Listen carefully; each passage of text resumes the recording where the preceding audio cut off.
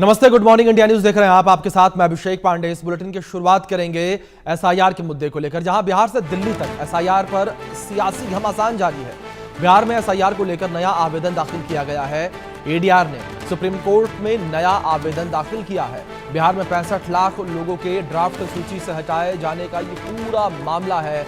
65 लाख लोगों के विवरण जारी करे आयोग, सुप्रीम कोर्ट ने कहा है। ये सुप्रीम कोर्ट में एडीआर की ये मांग है, ये बड़ी खबर है। चुनाव आयोग की ओर से बिहार में कराए गए विशेष गहन पुनर्निरीक्षण यानी कि एसआईआर प्रक्रिया को लेकर एडीआर ने सुप्रीम कोर्ट में नया आवेदन दाखिल किया है। और एडीआर ने सुप्रीम कोर्ट में कहा कि बिहार में 65 लाख मतदाताओं के ड्राफ्ट सूची से हटाए जाने का मामला उठाया।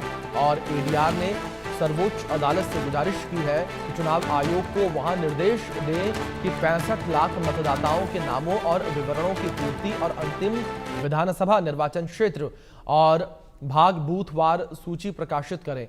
एडीआर ने सुप्रीम कोर्ट में कहा है कि वो चुनाव आयोग को निर्देश दें कि बिहार में एसआईआर में जिनके गणना प्रपत्र जमा नहीं किए गए हैं, साथ ही जमा न करने के कारण भी बताए जाएं। इसके साथ ही यह भी मांग की गई है कि सुप्रीम कोर्ट चुनाव आयोग को निर्देश दें कि 1 अगस्त को प्रकाशित मसौदा मतदाता सूची में उन मतदाताओं के विधानसभा क्षेत्र और भाग बूथवार सूची प्रकाशित करें जिनके गणना प्रपत्रों के बीएलओ के द्वारा अनुशंसित नहीं चिन्हित किया गया है। ये बड़ी खबर है जो इस बीच निकलकर सामने आई है। और इस बीच हमारे सहयोगी मनोहर केसरी जुड़ गए हैं, उनका रुख करेंगे अपडेट्स के लिए। मनोहर, अगर बात एसआईआर के मुद्दे को लेकर करें तो लगातार एसआईआर पर इस वक्त घमासान देखने को मिल रहा है। और अब एक बार फिर से एसआईआर का मुद्दा जो है वो एडीआर के द्वारा सुप्रीम कोर्ट ले जाया गया। देखिए, बिल्कुल अगर हम एडीआर की बात करें, जो एक गैर सरकारी संगठन है और एसोसिएशन जो है डेमोक्रेटिक रिफॉर्म्स के हैं, तो ये इससे पहले भी जब अभी इस मामले को लेकर के सुप्रीम कोर्ट में कई पार्टियां गई हुई थी तो एडीआर भी गया हुआ था।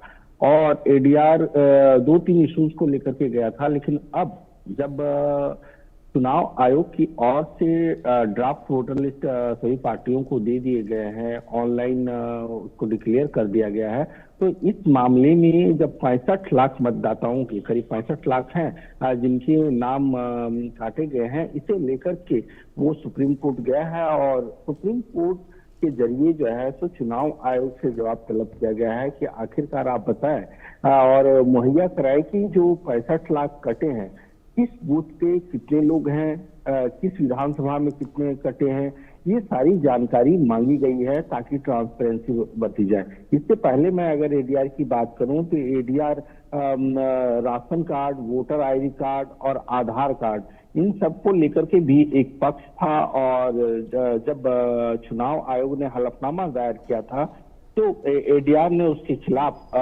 जो है सो याचिका डाली थी और उस पर भी चर्चा हुई थी। और उन्होंने कहा भी था, 2 केस का उन्होंने उस वक्त जिक्र भी किया था। हालांकि सुप्रीम कोर्ट ने इसे नहीं माना और ड्राफ्ट तैयार करने की बात कही थी और कहा था कि आप पहले ड्राफ्ट तैयार करें, उसके बाद हम देखेंगे। तो ऐसे में अब एडीआर 65 लाख लोग जिनके नाम कटे हैं उसे लेकर के सुप्रीम कोर्ट गया है। अब देखना होगा कि ड्राफ्ट भी तैयार हो गया है। अब इस मामले में चुनाव आयोग का सुप्रीम कोर्ट में क्या रुख रहता है। जी बिल्कुल मनोहर, अब देखने वाली बात होगी किस तरीके से सुप्रीम कोर्ट रुख इस पूरे मामले में करता है। इस बीच पटना से हमारे ब्यूरो चीफ शैलेंद्र कुमार भी जुड़ गए हैं। शैलेंद्र जी, मैं आपका रुख करूंगा, अपडेट्स आपसे लूंगा, लेकिन कुछ जानकारियां हैं अपने दर्शकों तक अपडेट्स पहुंचा दे ग्राफिक्स के माध्यम से कि जहां बिहार में चुनाव आयोग की ओर से एसआईआर प्रक्रिया के बाद ड्राफ्ट जारी किया गया है वोटर को लेकर। वोटर लिस्ट में 65 लाख से अधिक मतदाताओं के नाम हट गए हैं। चुनाव आयोग की ओर से जारी ड्राफ्ट में बताया गया है कि बिहार में 22,34,501 मतदाताओं की मौत हो चुकी है।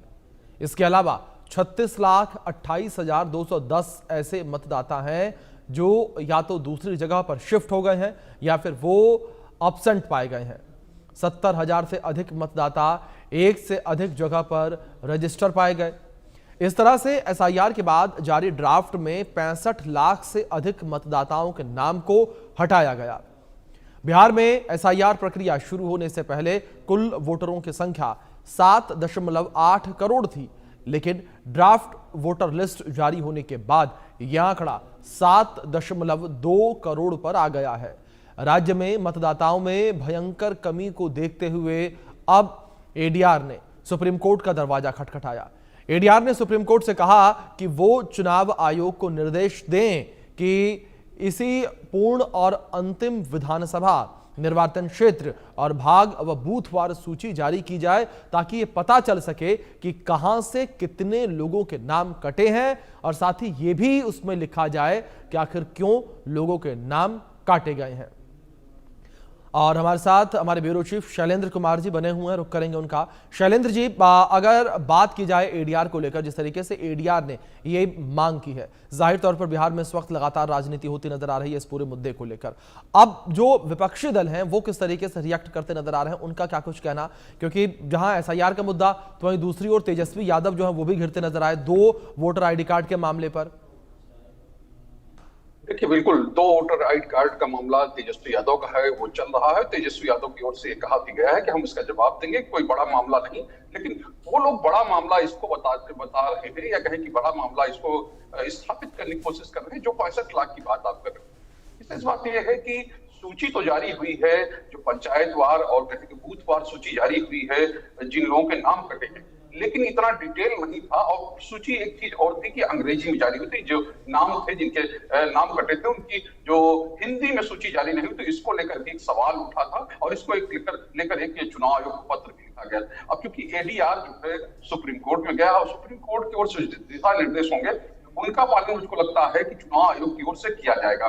लेकिन एक मोटे तौर पर देखा जाए तो हर विधानसभा में लगभग 20 से 25 हजार नाम ऐसे हैं जो कटे हैं। और एक बड़ी संख्या ये है क्योंकि विधानसभा की जो जीत होती है या विधानसभा वार जो जीत होती है, उसका औसत जो है इससे कहीं बहुत ज्यादा कम होता है। और यही वजह है कि सभी राजनीतिक दल सक्रिय हो गए हैं। और सक्रिय होने के साथ कहें कि 2 फ्रंट पर जो विपक्ष है वो काम कर रहा है। एक तो जो ड्राफ्ट आया है, ड्राफ्ट के बाद अपनी स्थिति को समझना, यानी कि हमारे जो समर्थक हैं उनका नाम है कि नहीं, और वो ड्राफ्ट जो सूची जारी हुई है, यानी जिन लोगों के नाम कटे हैं उनकी सूची लेकर वो एक एक बूथ पर मिला रहे हैं, और उसके बाद अगर कोई गड़बड़ी है तो उसको ठीक करवा रहे हैं। क्योंकि कैंप अब लग रहा है, लगातार कैंप लग रहा है, और अधिकारियों की ओर से, यानी कि जो अफसर है प्रशासन के, उनकी ओर से भी लगातार कैंप लगाया जा रहा है। चुनाव आयोग का जो निर्देश है कि हर प्रखंडवार कैंप लगना है, जो नगर पंचायत वहां कैंप लगना है, और जिला परिषद है या नगर निगम क्षेत्र है वहां कैंप लगना है। और कैंप लगकर जो लोगों की दावा और आपत्ति, यानी कि किसी का नाम गलती से कट गया है या किसी के नाम में कुछ गड़बड़ियां हैं, और जिस तरह से कहे कि उसके लिए फॉर्म अलग अलग है, 6 से लेकर 8 तक के फॉर्म है जिनके जरिए ये सब किया जा सकता है। और एक चीज और विशेष ये है कि नाम कटवा भी सकते हैं। फॉर्म 7 ये है कि अगर मान लीजिए किसी का नाम अभी भी गलती से जुड़ा हुआ है, या उसकी मृत्यु हो चुकी है, या वो विस्थापित हो चुका है, या वो 2 जगह पर उसका वोटर आईडी बना हुआ है, तो वो भी आप करवा सकते हैं। पूरे प्रमाण के साथ आपको प्रमाण देना होगा, और ये प्रक्रिया पूरी चल रही है।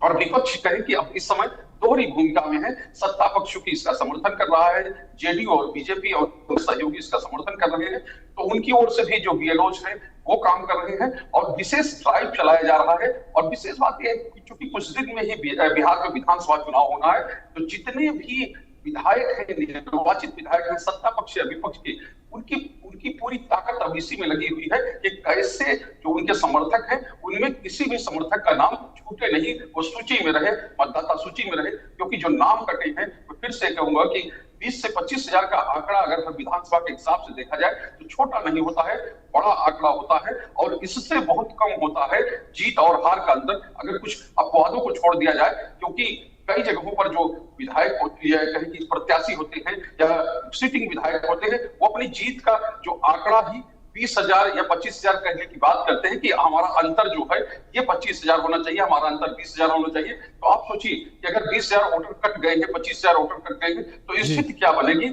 इसीलिए अब पूरे तौर पर ये काम किया जा रहा है कि कोई समर्थक छूटे नहीं। बिल्कुल। बिल्कुल ठीक है आपने। लगातार इस पूरे मामले पर राजनीति होती नजर आ रही है और बात केवल बिहार को ना लेकर की जाए तो पूरे भारत में इस वक्त ये मुद्दा उठता नजर आ रहा है। विपक्ष जोरों शोरों से इस मुद्दे को उठा रहा है, सरकार को घेरने का प्रयास कर रहा है। अब देखेंगे सरकार का अगला कदम क्या होगा, सुप्रीम कोर्ट क्या कुछ कहेगा। फिलहाल आप दोनों का बहुत शुक्रिया जुड़ने के लिए। लेकिन इस बीच सबसे बड़ी बात यह है कि जो आम जनता है उसका क्या कहना है वो आप देखिए। मतदाता सूची में जिन लोगों के नाम काटी गई है या कागज़ के अभाव में वंचित रह गई, जिसकी सूची हम लोग को मिली है, हम बूथ स्तर पर जाएंगे और इसकी जांच पड़ताल करेंगे और जो भी लोग उपयुक्त होकर जुड़ने लायक जुड़वाने के लिए हमसे जो हो सकेगा हर संभव कोशिश करेंगे। और अभी जो मतदाता पुनरीक्षण की जो प्रक्रिया इस जिला में चली है, बड़ी तेज़ी से डीएम साहब के प्रयास के अनुसार हम लोग भी इसमें भूमिका निभाए हैं, यहाँ तक आगे आए हैं। हमको लगता है कि आने वाले दिन में भी हम लोग जो भी माने अधूरे काम है इसको मिलजुल करके निभाएंगे और सफल बनाएंगे। पूरी वोटर लिस्ट समय पे पुनरीक्षित हो गया और आज हम लोगों को प्राप्त हो गया।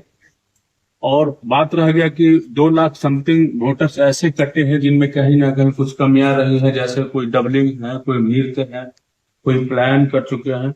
तो उसका भी हम लोगों को प्रपत्र जो है कटे वाले लोगों का नाम जो उपलब्ध करवा दिया गया है जिला निर्वाचन पदाधिकारी महोदय के द्वारा।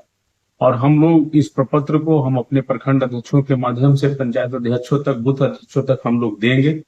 वो हमारे बीएलओ और बीएलए जो रहेंगे बैठ करके सभी लोगों पे ये कर लेंगे और सभी को जांच पड़ताल करके और जो नए नाम जुड़ने रहेंगे उनके बारे में भी उन्होंने बताया है, उस नाम को भी हम लोग जोड़ेंगे जो अभी तक एक अक्टूबर ये तक जो पात्र है। एसआईआर के बाद बिहार में जारी वोटर लिस्ट के पहले ड्राफ्ट को लेकर राजनीति गर्मा गई है। ऊपर से तेजस्वी के 2 एपिक नंबर को लेकर सियासी पारा 7वें आसमान पर है। बीजेपी और जेडीयू तेजस्वी के खिलाफ कार्रवाई की मांग कर रहे हैं तो वहीं इंडिया ब्लॉक इसे साजिश करार दे रहा है। यानी बिहार चुनाव से पहले सियासी पारा हाई है और सियासी मुद्दा तैयार है।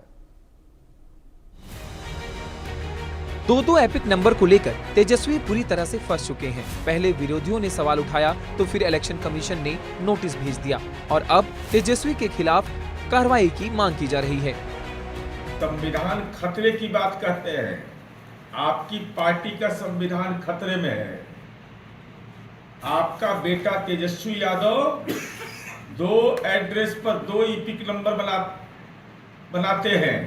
हिम्मत दिखाइए लालू जी, अपने बेटा पर अनुशासन का डंडा चलाइए। अब खोने के लिए कुछ भी आपके पास नहीं है। कम से कम यह तो उदाहरण पेश होगा कि आप ऐसे पिता के रूप में याद किए जाते रहे कि अपने बेटा के सांगठनिक आपराधिक कृत्य को आपने स्वीकार किया और उसके खिलाफ कार्रवाई की। तो वहीं तेजस्वी पर लगे आरोपों का जवाब देने के लिए कांग्रेस ने भी सियासी फील्डिंग सेट कर ली है। अगर ऐसा है तो गलती तो आप ही ने की होगी ना। उसके पास वो थोड़ी 2 कार्ड बनाने वाले थे। वो आम आदमी तो है नहीं, लीडर हैं किसी पार्टी के, उप मुख्यमंत्री रह चुके हैं। उनका 2 कार्ड वो क्यों बनाना चाहेंगे? तो आपकी गलती हुई। आप अपने ऑफिशियल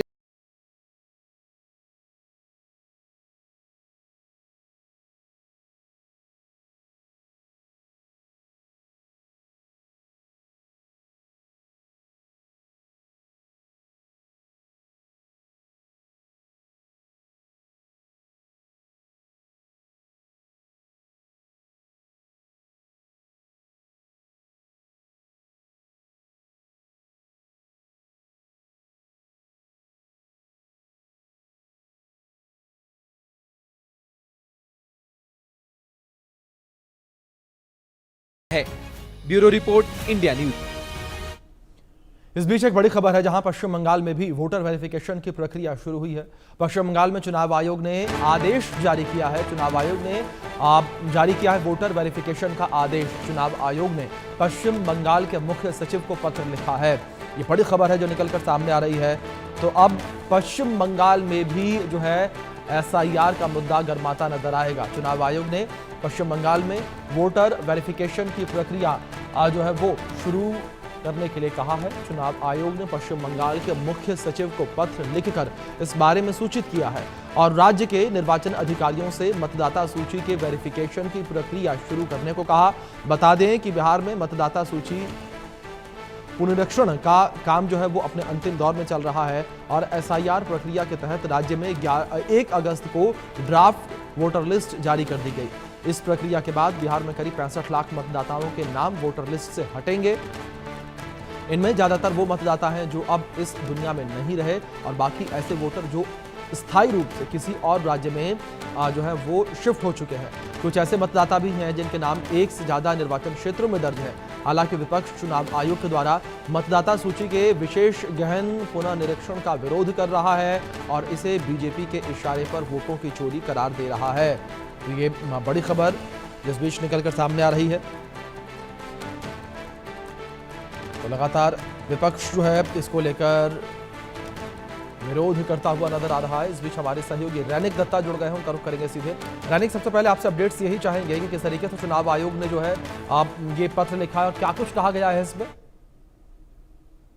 देखिए, चुनाव आयोग की तरफ से पश्चिम बंगाल चुनाव आयोग को चिट्ठी लिखा गया है और उसके साथ साथ ही पश्चिम बंगाल का जो डिस्ट्रिक्ट मजिस्ट्रेट है उनको भी चिट्ठी भेजा गया है कि पश्चिम बंगाल का हर एक जिला पर जो भी डिपार्टमेंट है उनमें नियुक्त किया जाए और जो भी चुनाव का प्रक्रिया के साथ जुड़े हुए लोग हैं उनको रिक्रूट करना पड़ेगा। और उसके साथ साथ ही चिट्ठी में ये भी जिक्र किया गया है कि पूरा जो लिस्ट है वो लिस्ट को तैयार रखा जाए, यानी इलेक्शन कमीशन की तरफ से एसआईआर करने के पहले जो तैयारी किया जाता है उस तैयारी अभी पश्चिम बंगाल में किया जा रहा है और उसी को देखते हुए अभी लगातार पॉलिटिक्स जो है वो पश्चिम बंगाल में देखने को भी मिल रहा है। पश्चिम बंगाल का सरकार का तरफ से, यानी पश्चिम बंगाल सरकार के पास जब ये चिट्ठी आ पहुंचे, पश्चिम बंगाल का बहुत सारे डिस्ट्रिक्ट मजिस्ट्रेट के पास जब ये चिट्ठी आ पहुंचे उसके बाद ही टीएमसी की तरफ से इसको लेकर सवाल उठाना चालू कर दिया। टीएमसी की तरफ से लगातार सवाल उठाया जा रहा है कि एसआईआर को सामने रखते हुए क्या एनआरसी करने का प्लानिंग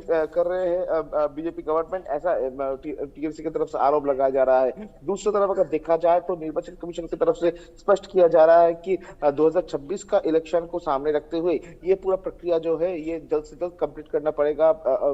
वोटर लिस्ट को अपडेट करना पड़ेगा और वोटर लिस्ट को अपडेट करने के लिए जो प्रोसीड्यूर मेंटेन करना चाहिए वो पहले से करना पड़ेगा। और इसी वजह से निर्वाचन आयोग की तरफ से ये चिट्ठी भेजा गया है वेस्ट बंगाल गवर्नमेंट के पास। वेस्ट बंगाल का जो डिस्ट्रिक्ट मजिस्ट्रेट है उनको स्ट्रिक्ट इंस्ट्रक्शन दिया गया है कि जो डिपार्टमेंट है, इलेक्शन डिपार्टमेंट है, जो डिस्ट्रिक्ट वाइज इलेक्शन डिपार्टमेंट है, उनको हाई अलर्ट रखा जाए। उनमें बहुत सारे ऐसा पोजीशन है जिस पोजीशन में लोग को रिक्रूट करना पड़ेगा, वो नियोग कर लिया जाए, उसके ऊपर भी ध्यान दिया जाए, इस चिट्ठी में जिक्र किया गया है। मगर दूसरी तरफ अगर देखा जाए तो इसको लेकर तृणमूल कांग्रेस की तरफ से जो आरोप लगाया जा रहा है कि एसआईआर के माध्यम से एनआरसी करने का जो प्रोसीड्यूर वो बीजेपी कर रहा है, ऐसा दावा जो तृणमूल कांग्रेस की तरफ से किया जा रहा है उसी को ठुकरा रहा है बीजेपी। बंगाल बीजेपी की तरफ से उपरंतु निशाना किया जा रहा है टीएमसी को, क्योंकि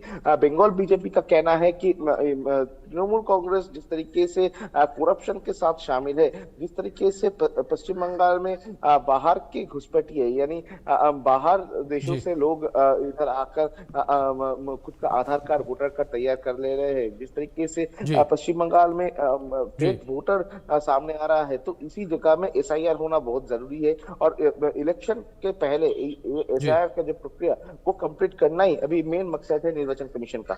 बिल्कुल, रैनिक आप बने रहे मेरे साथ। इस बीच एक और बड़ी खबर निकलकर सामने आ रही है, उसका रुख कर लेते हैं। इस बीच जानकारी पश्चिम बंगाल से, जहां मतदाता सूची से नाम जोड़ने में गड़बड़ी का मामला है।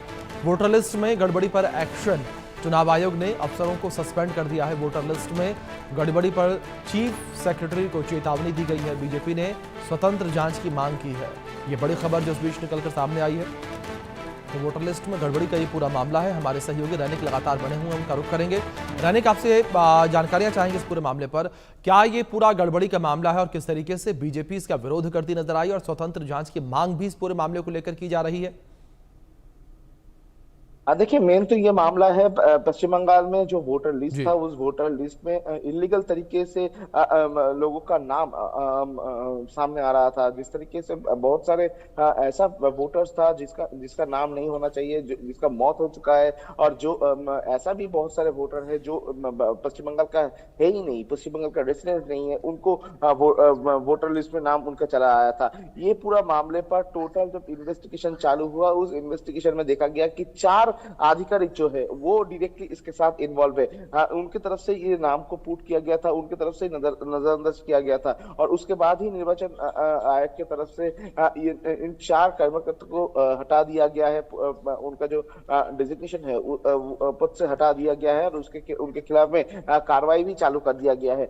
दूसरी तरफ अगर देखा जाए तो ये पूरा मामले को लेकर बीजेपी फिर से एक बार हावी हो चुका है टीएमसी के ऊपर, क्योंकि बीजेपी की तरफ से दावा किया जा रहा है कि पश्चिम बंगाल में फेक वोटर तैयार करने का जो कोशिश टीएमसी की तरफ से किया जा रहा है, उसी का नतीजा देखने को मिल रहा है।